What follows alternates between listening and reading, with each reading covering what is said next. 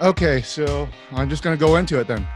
All right, welcome to the first episode, possibly pilot of, I don't know, Internist React or something like that. I don't think we've decided on a title on this.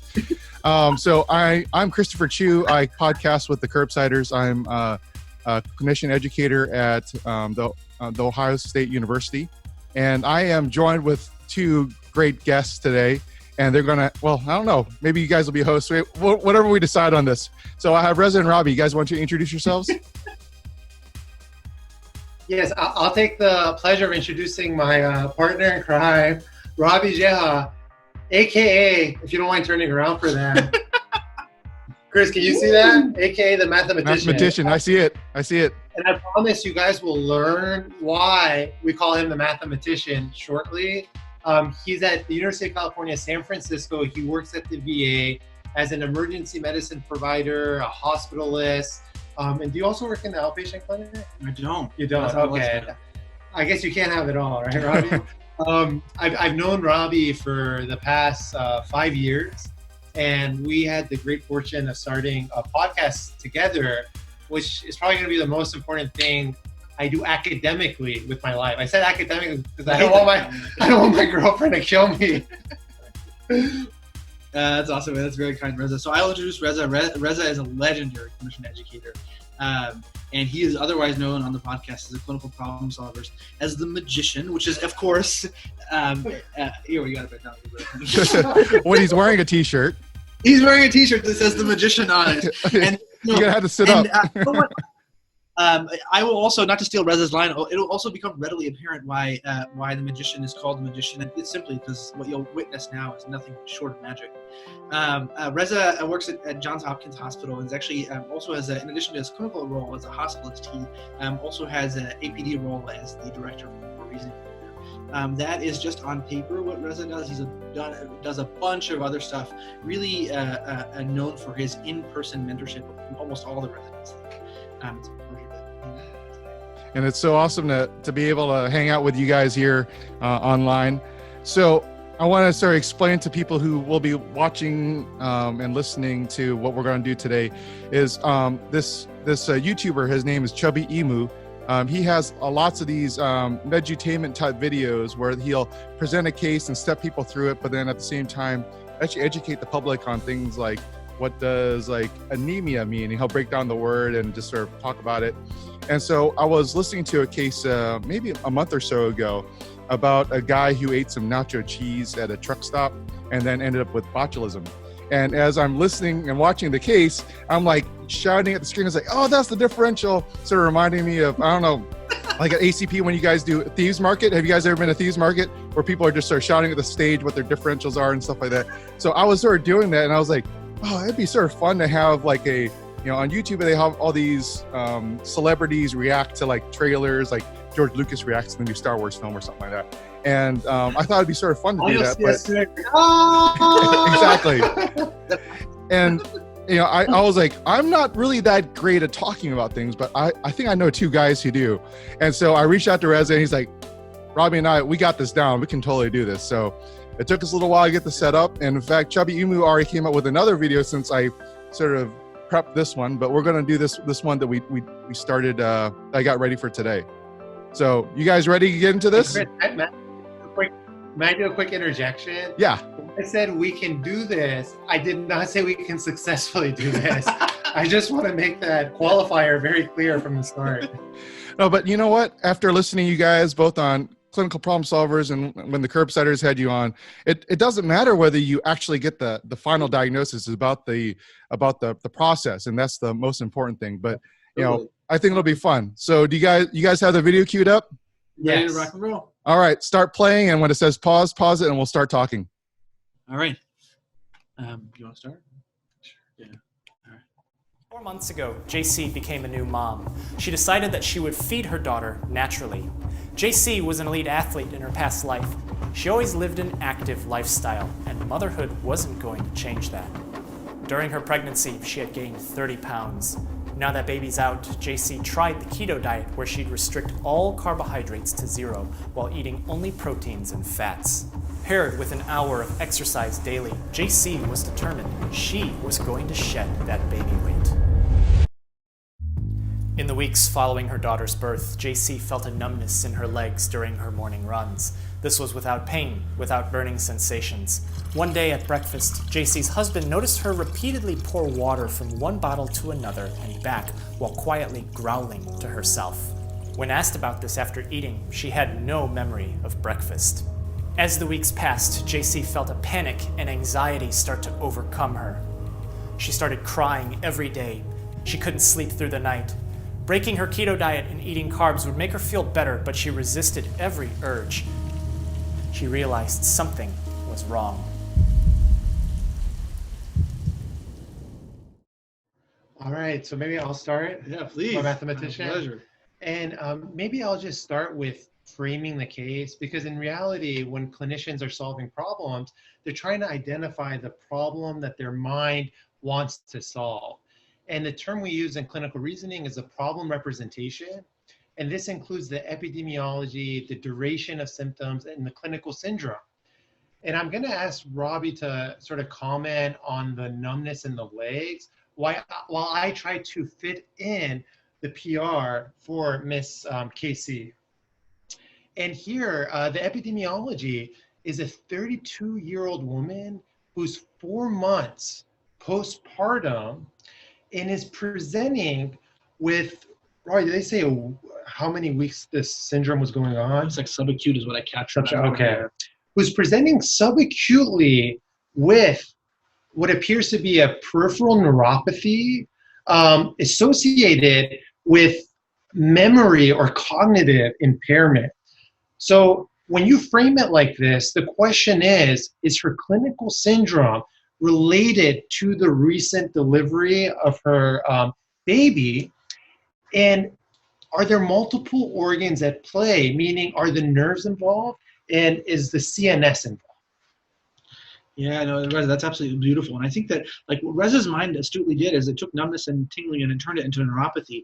And I think that is a very, very astute translation to make. The caveat that you want to always install is a peripheral arterial disease. When people with peripheral arterial disease, the end stage of it is the 5 or 6 Ps, one of which is changes in sensation. And there's the pretest probability of peripheral arterial disease here is super low. But the caveat is if you're translating numbness and tingling, always translate into neuropathy with that one question mark next to your mind. And we actually had a case of a vasculitis that presented initially with neuropathic symptoms that always reminds me of that. And I think the question here is, we know that there is a nerve problem, and we're getting a signal towards the feet, and we're getting signal towards the brain. And so localizing this will be fundamentally important, but I think we can approach this with a high degree of confidence that there's some sort of central nervous system involved. Where the numbness is originating could also be in the central nervous system, but could also be true unrelated. It could be in the spinal cord, it could be in the peripheral nerves. The question will be, as Reza said, is this related at all to pregnancy and the recent delivery? And I think that the challenge of that will be, as two internists, I think we should acknowledge from the get-go that our grasp of this world is going to be limited. But I'll tell you, it's very important to recognize pregnancy as a trigger of autoimmune diseases, which pregnancy can lead to an expression of a new autoimmune disease, or it can bring about a previously subclinical autoimmune disease like multiple sclerosis.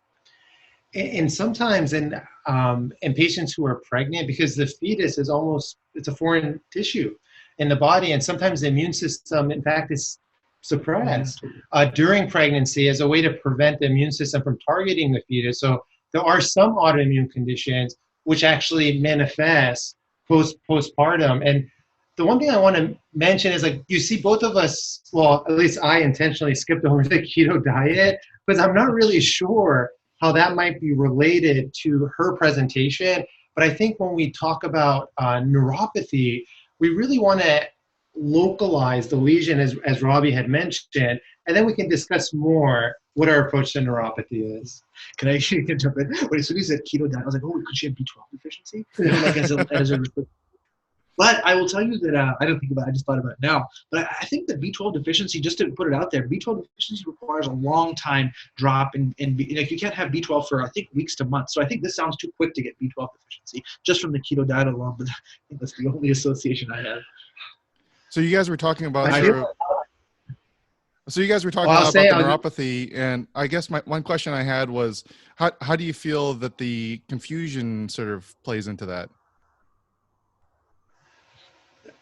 I think that the confusion is quite interesting because confusion doesn't necessarily mean you have an intracranial abnormality. In fact, confusion can be due to extracranial causes. And there's a really great mnemonic created by Dr. Gurpreet Dhaliwal known as MIST, MIST. And this is basically what an internist does for their first pass of confusion. They consider metabolic, infectious, structural, and toxin-related processes. Now, if you wanted to link neuropathy to that MIST mnemonic and see which ones could cause this, maybe I'll ask the mathematician to see how he might be able. I always give the mathematician the harder part of the problem. I share the mnemonic, but I wonder, Rabih, in that MIST category, how can you link that to the neuropathy? Which one of those? Yeah, you know, Processes. I'm doing this in real time in front of you, and it's going to be like rapid word association. But in terms of neuropathy and central nervous system stuff, I think metabolic hit would probably be thyroid, and infections, probably HIV, to make sure there's no HIV-associated neuropathy and CNS dysfunction. And then structural, I think, you know, what could cause confusion and hit the nerves? I think something occupying the frontal lobe right next to the sensory, or frontal parietal lobe right next to the sensory cortex would do it. And I think many toxins can do it. Heavy metals is the example that comes to mind. So lead toxicity characteristically will cause a neuropathy and CNS manifestations.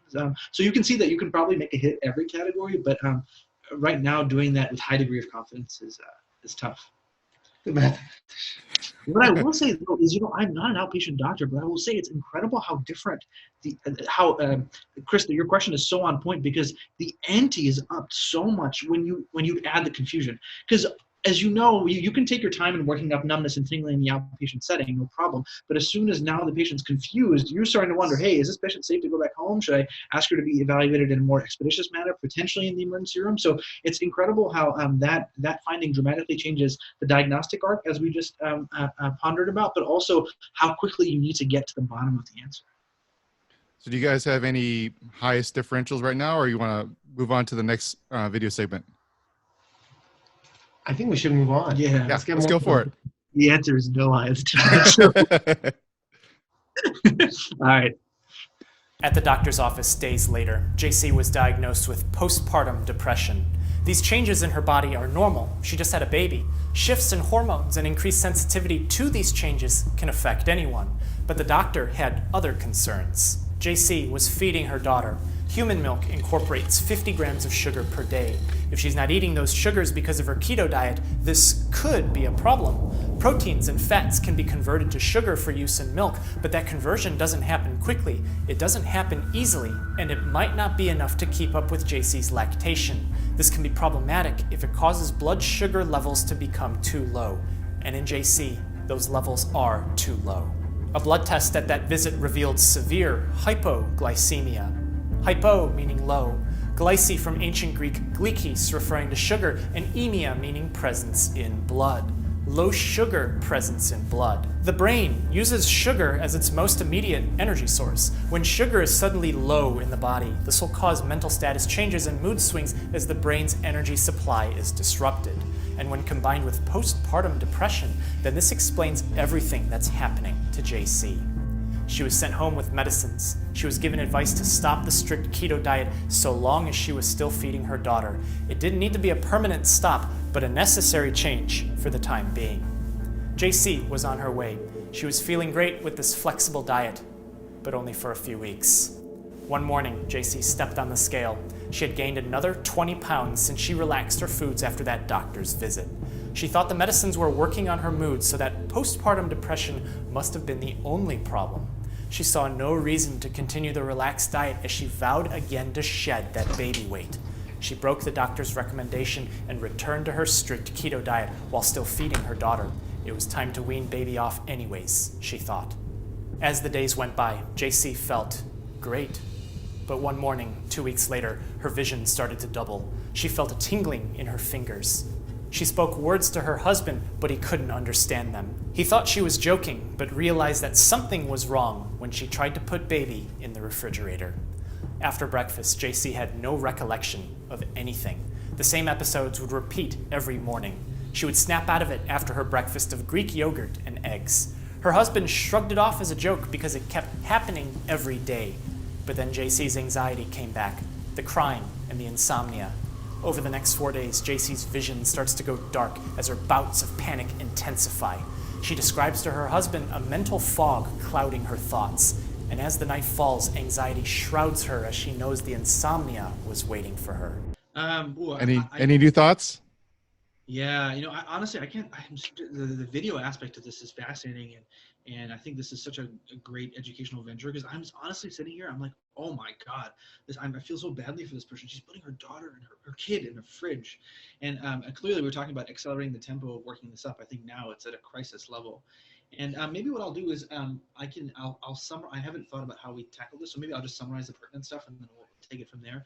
And so please correct the summary because I was just so emotionally grabbed by it. So I got working diagnosis of postpartum depression. We have hypoglycemia, and we have episodic encephalopathy with other nerve stuff like numbness, tingling. We have blurry vision. We have a 20-pound weight gain. And what am I missing anything? No, I think that's exactly right. The double vision, the dysarthria, and the tingling. Awesome. Intermittently. Yeah, as you said, episodic. Awesome.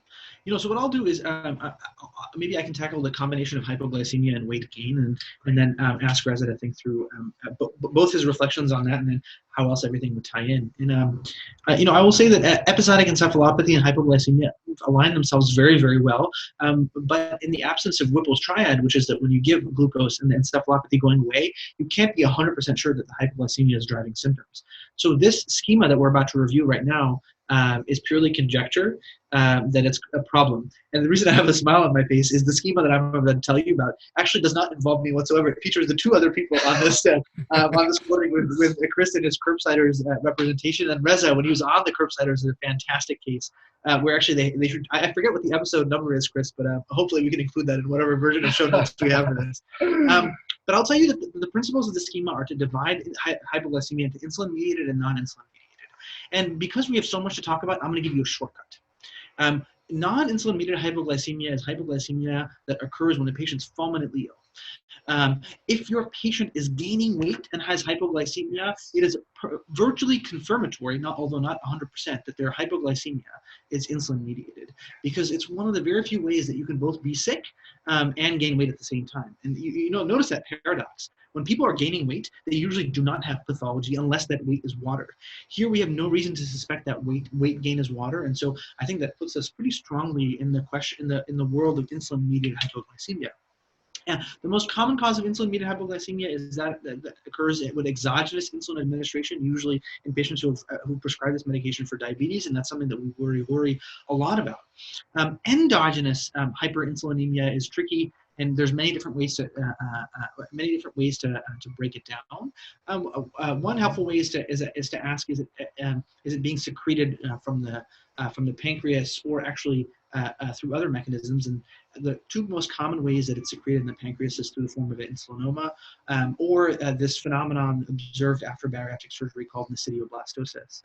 There are many other ways that you can have hyperinsulinemia in this kind of exogenous endogenous combination where somebody takes a sulfonylurea and that promotes endogenous insulin secretion. There are many other ones, but I will tell you one that deserves specific attention in this postpartum patient is what's called insulin antibody syndrome. So patients can actually make an autoantibody that prolongs the half-life of insulin, and it's associated with a whole variety of pathologies, one of which is pregnancy. So we'll have to keep our radar onto that. So to summarize, I would say that the weight gain, long differential diagnosis in the absence of water maps on very well to a hyperinsulinemic hypoglycemia. I really don't have much to add, Chris, and I think that's the key to solving this case, because we know patients who starve themselves go into ketosis, and these patients often will be hypoglycemic. And then you have to ask the question, what should the pancreas be doing when your blood glucose is low with regard to insulin and glucagon? Well, it should turn off insulin, right? The insulin should be low and glucagon should be high And that eventually leads to lipolysis and ketoacidosis. So I think Rabih may have hit the pivot point here, which is a finding in a case that's so critical that really narrows the differential diagnosis. Because I want to say this again, because it's such an important point. When the body's blood glucose is low, what you expect to happen is you expect insulin to be shut off and glucagon to be elevated. But we know that she's gaining weight despite a low glucose, which puts us in this sort of insulin category. Now, a lot of clinical reasoning is what you decide to invest your thinking on. And I'm all about finance, although I'm not great at it. So you want to invest your thinking on something that gives you a great return of investment. So now let's talk about her double vision diplopia, dysarthria, and tingling that I believe improved after eating, which would be consistent with Whipple's triad in hypoglycemia causing the patient's symptoms. So I am not going to even invest any more time in deploy a schema for diplopia, because I think the question right now is, why is she hypoglycemic? Yes, she's on a keto diet and she's precipitating ketosis, but she's also gained weight, and that missing link may be insulin. And as we talked about earlier, when you have a fetus, it's sort of considered a foreign tissue and the immune system is sort of suppressed. So I wonder if this phenomenon that ends up happening is related to sort of an autoimmune mediated process. Cool. That was a great breakdown of what we have so far. You guys want to listen to watch the next part? Ready? Let's do it. One morning, JC got out of bed. She laid on the floor, arms raised. She was conscious but not responsive. She was speaking but incoherent. She rolled over on her side and began to seize as 911 was called, and she's brought to the emergency room where we are now. At examination, JC isn't visibly ill. She's verbal but she's incoherent. She's responsive but not oriented. A blood test again reveals hypoglycemia, but this time less than half the lower limit of normal. The medical team administers a sugar-water mixture intravenously to JC. Her consciousness improves in minutes. All other signs and exams return normal as she appears to be her normal self. More tests are done on her, and it's found that nothing is wrong with her kidneys, liver, and heart. Overall, it looks like nothing ever happened. She's admitted into the hospital because even if she looks okay, something is clearly amiss. Wow. That was quite an emotional aliquot of information. And I just want to pause before we talk about her striking neurologic manifestation to say, when you do have ketosis, there's really 4 causes of ketosis. And 2 of these causes are associated with hypoglycemia, and that includes starvation and sort of alcohol-related ketosis. The other 2 causes, one being more common than the other, is diabetic ketoacidosis, and this is usually associated with hyperglycemia. And if you have like a glucagonoma, basically a glucagon secreting tumor. That's magic, by the way.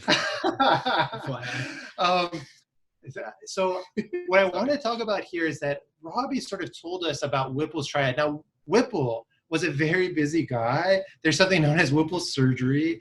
There's T. Whippleii, and there's Whipple's disease, and there's now Whipple's triad. Right. And what we've shown in this aliquot is that her neurologic symptoms, including the seizure, confusion, dysarthria, is due to hypoglycemia, period. Now the question becomes, why is she hypoglycemic?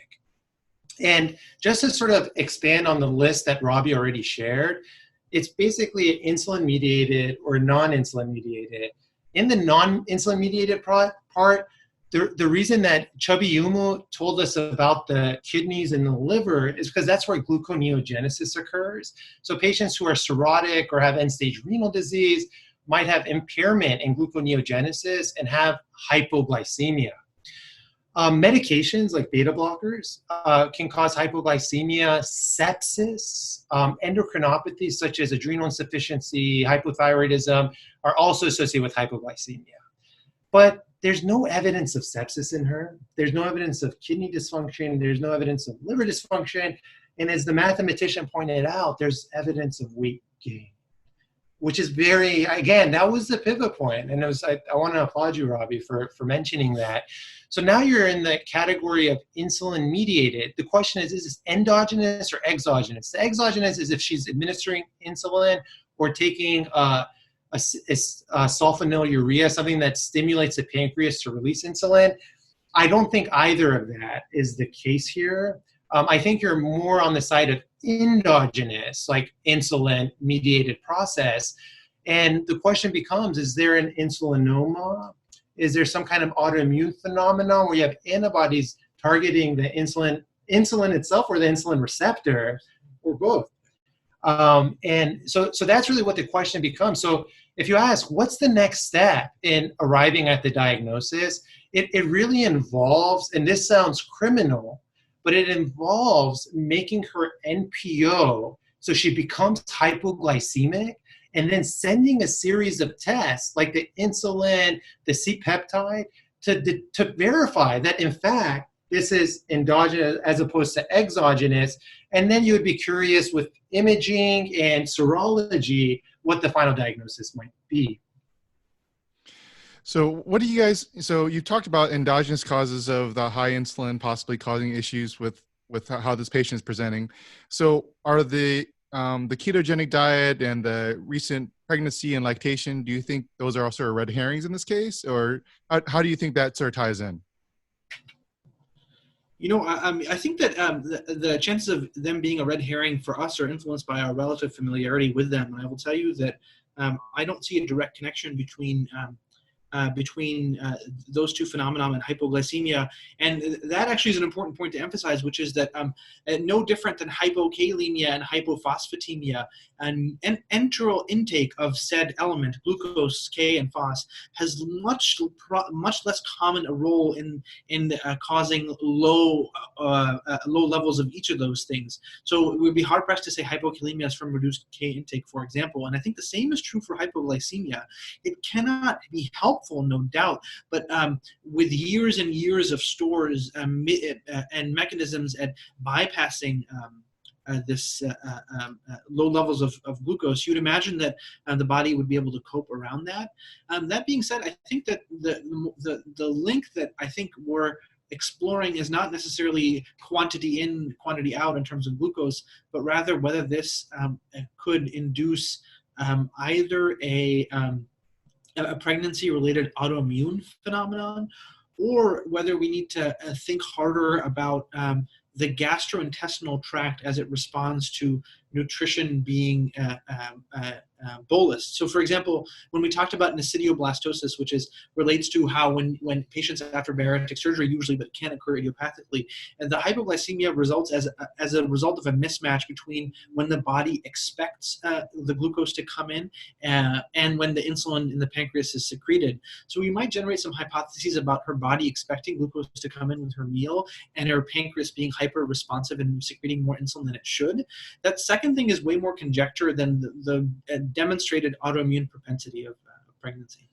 And Chris, I'll also add here is that it just goes back to that the weight gain. Like if she was really hypoglycemic because of a ketogenic diet, you would expect weight loss as the body is going to break down stores of fat and muscles to utilize for energy when you're depriving it of glucose, which is the primary fuel that runs the body, as opposed to ketones.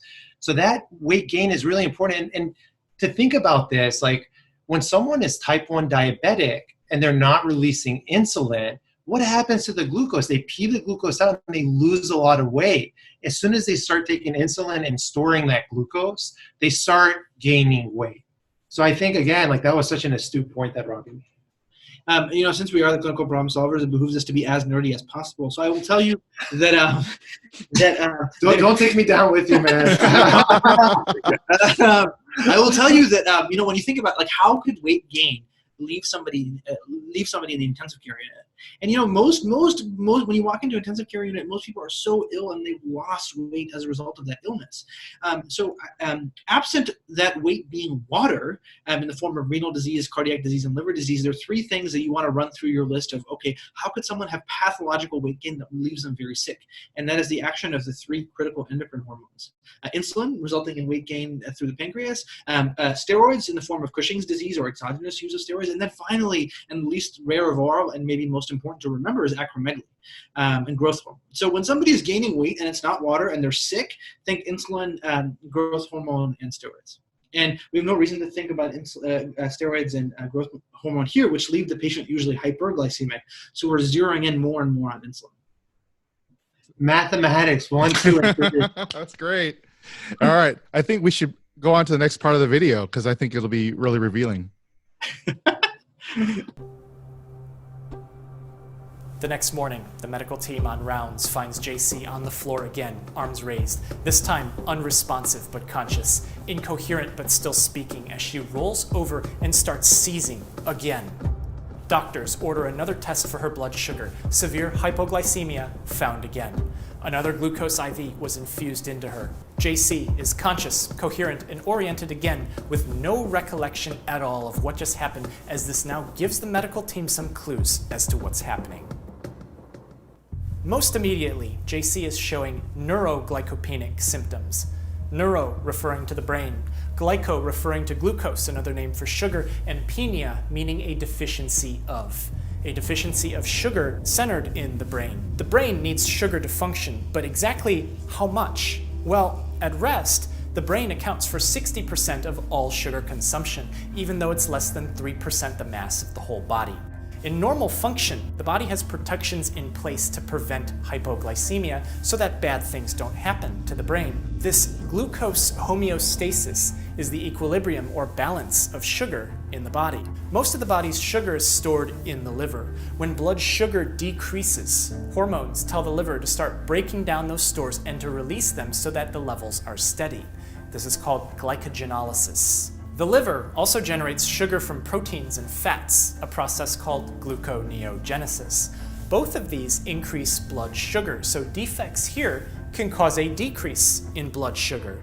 Nothing here was wrong because JC's liver function was found to be normal, but there's more. The liver produces ketones, which are a secondary energy source to sugar that can be used by the brain, but they're not as efficient as glucose. If someone has been on keto diet long enough, the liver's sugar stores become depleted, forcing ketogenesis, giving way for the namesake of JC's diet. But lactation can also increase the production of ketones. So, if she's doing both the keto diet and feeding her daughter, then it means that JC should have a high ketone presence in blood. The medical team orders JC to fast for 72 hours. Over these 3 days, they will monitor her blood sugar and ketones. Things seem to be going well a couple hours into the fast. But at the 7-hour mark, JC started slurring her speech. She was no longer oriented again as she lay on the floor, her arms up in the air. On measurement of her blood glucose, the results returned less than half the lower limit of normal. Ketones, which should be high, were virtually absent, bringing us back to the idea of glucose homeostasis.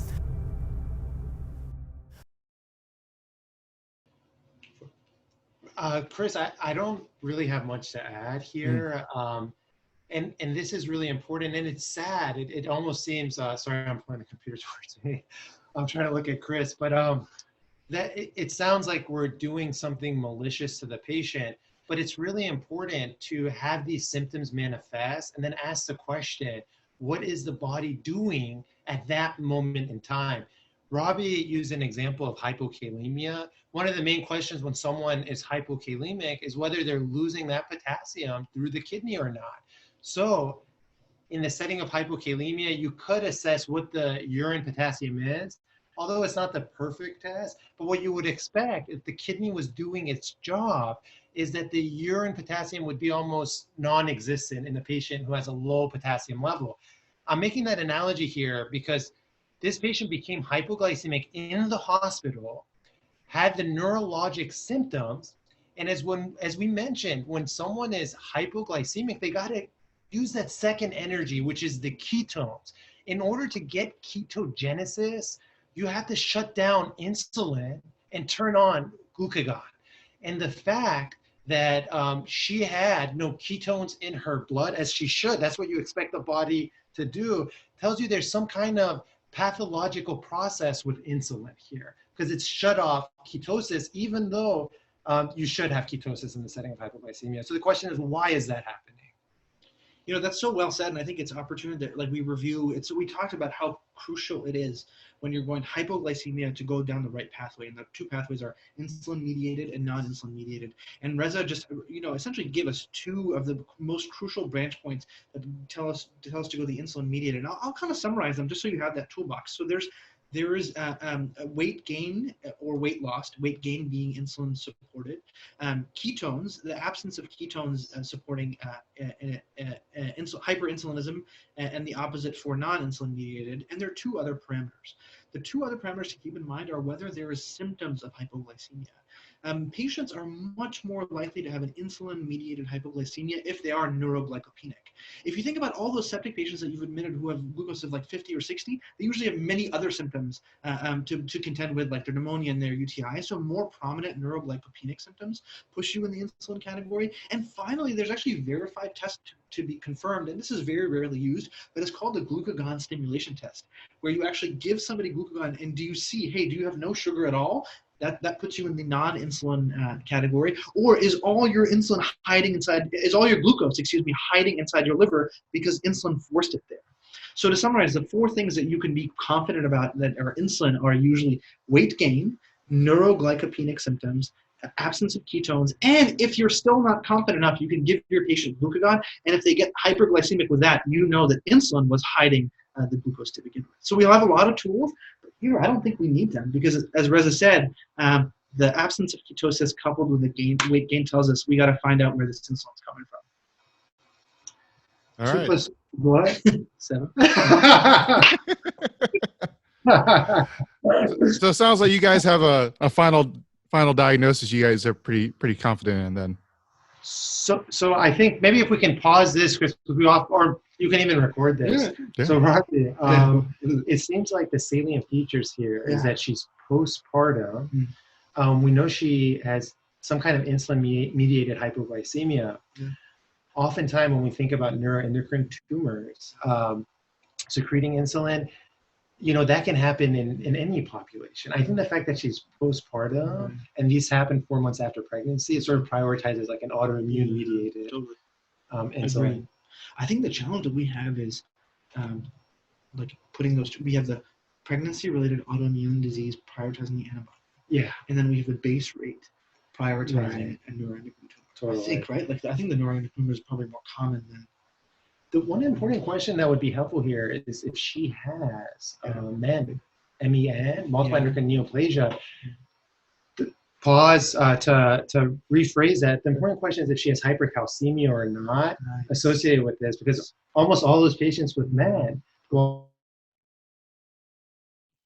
that might be another component that can help. So you once told me that we don't swing needles, but it can like swing the needle. Thread is the right word. It can thread the needle, but that being said, maybe to avoid exposing this lady to radiation, you don't go down the CT scan because it's radiation. Right. Maybe you start with the antibodies, and if those return positive, then you've clinched your diagnosis. Now, if those are negative, then you get the CT pancreatic protocol to see if there's that neuroendocrine tumor. Totally. And this is the deep depths of medicine, but if we get the C peptide back, and if the C peptide is through the roof, then it is usually maps on, like super high, it usually maps on to the insulin antibody hypothesis. If it's completely suppressed, that's the insulin receptor hypothesis.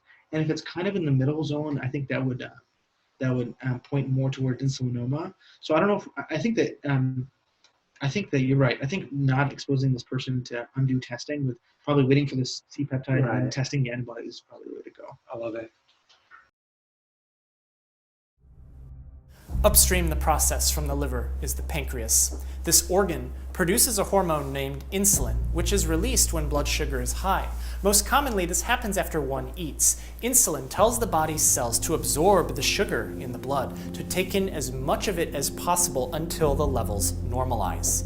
If insulin is high for a long time, then blood sugar will be low. Results from JC's fast show that her insulin levels were 3 times the upper limit of normal, meaning that something is causing her pancreas to secrete too much insulin. But what could it be? Well, it's probably not medicines, because nothing that she's been taking in the hospital would do this. It's not her liver, because it's functioning normally downstream the process. It's not performing glycogenolysis or gluconeogenesis as a result of the high insulin presence in blood. And it's not her kidneys, since they would be filtering her blood, functioning as intended in JC. Meaning that there could be an overgrowth or a tumor in her pancreas that's releasing insulin with no regard to the feedback mechanisms in place. This is something called an insulinoma. At this realization, the medical team orders an abdominal MRI with contrast. Images reveal a well-defined tumor 11 millimeters in diameter in the body of JC's pancreas. Its appearance doesn't look like pancreatic cancer. It could be a cancer from somewhere else in her body that has spread to the pancreas. Or it could be a functional neuroendocrine tumor, something that releases hormones inappropriately. The extreme hypoglycemia, the regular pattern of neuroglycopenic symptoms, the resolution of her mental status after the correction of her blood sugar. The medical team makes a clinical diagnosis of insulinoma as JC was sent in for surgery. Parts of her pancreas were removed along with the tumor as her depression medicines were tapered and then discontinued. The mornings were the toughest times for JC because of the overnight fasting period, where blood sugars are low in everyone. The unregulated release of insulin by a tumor made those levels even lower before breakfast. The cause of the tumor is unknown. It wasn't caused by her pregnancy, but the timing of this just happened to coincide with her pregnancy. In the late term, insulin resistance builds in the mother, which would make JC's body less responsive to insulin, meaning that the symptoms would be masked. But after the baby is delivered, the mother becomes more responsive to insulin, which for JC resulted in pronounced symptoms. This is described in several case reports of insulinoma diagnosed during pregnancy. In her first doctor's visit, JC noted that eating carbs solved her panic, anxiety, and insomnia, all of which are neuroglycopenic symptoms, meaning that she may not have had postpartum depression from the start, but we can't say for sure. The 20 pounds she gained in just a couple of weeks after relaxing her diet the first time is a normal function of aberrant insulin secretion, as it stored that excess glucose as adipose tissue. All of this was worsened because JC was simultaneously feeding her daughter and following a strict keto diet. In the medical world, hypoglycemia is considered as more acutely dangerous than hyperglycemia because low sugar can take someone out instantly. As she recovered from the operation, her blood sugar levels stayed within normal limits. She was able to return home in a good mood, back to her family, back to normal life, and she was able to live the lifestyle that she originally wanted. Thanks so much for watching. Take care of yourself and be well. What do you guys think? And Chris, what we usually do at this Cognitive autopsy? Yeah. Chris, do you want to explain to the audience what that is?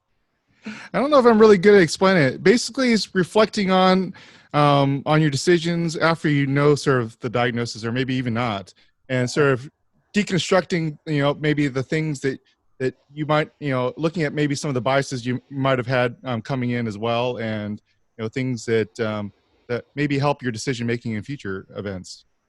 Chris, you're officially ordained as the master of the definition of cognitive autopsy. That was perfect. That's one definition, Chris. The other one is I take out a knife and I actually cut into this guy's brain. Honestly, I'll do my cognitive autopsy. I'm sure Rabih has his cognitive autopsy.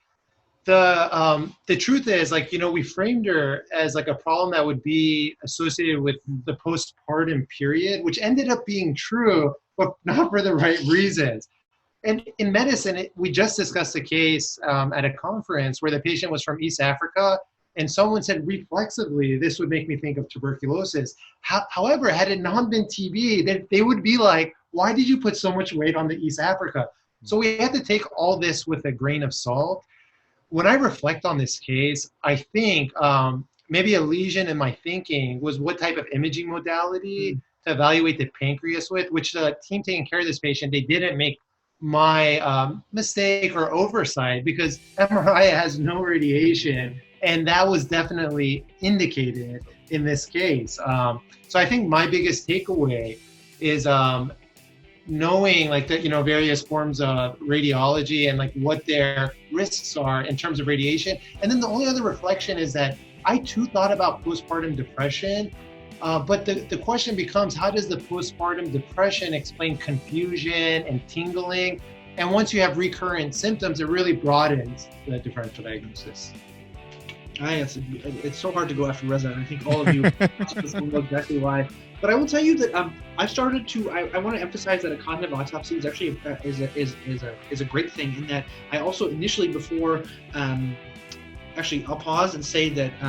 I think that whenever something doesn't go as smoothly as we want, as clinicians, I think our inclination is to focus on the negative, and we spend way more time thinking about that. So I now, as part of an overall sort of well-being exercise, actually going to take a second to reflect on the things that we did well and to reinforce them.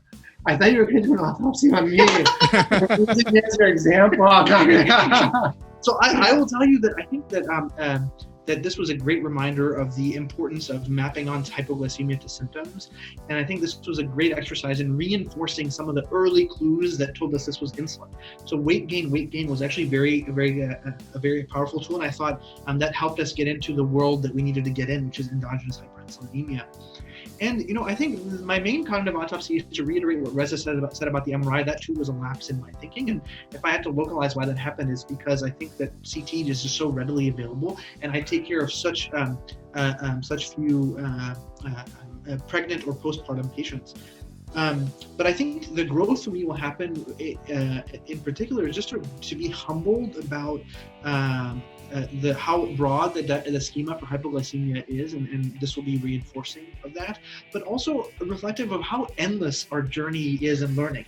Because as soon as they said, pregnancy, insulin resistant, wanes hypoglycemia, like, oh, that makes total sense. I'm sure I learned that at some point in the first or second year of medical school, but it hasn't been a pertinent fact for me until this very moment. So I think I will take away from this case a reinforcement of things that we reviewed, and that will hopefully stick with me for a while. And Chris, may I just say, like, Robbie and I always end our clinical discussion usually with a hug, but we're a little too close right now, so we're going to do a handshake. Nice. You did, but that's okay. You guys killed it. And thank you for this. Is an awesome idea. Thank you for putting it together. So you guys enjoyed this? Was this a cool forum to do this? I can do this every day, man. All right, so we'll see how this turns out. I'll do some editing, and we'll see if this is producible. But I guess I don't know how there's any other way to sign off. So we'll just sign off, and then we'll talk a little bit afterwards. So beautiful. All right. Thank you everyone for listening and watching. Hope you enjoyed Internist React, or whatever we're going to call this. You guys have a good day. Bye. Mathematician and Magician React. And a magician. Awesome.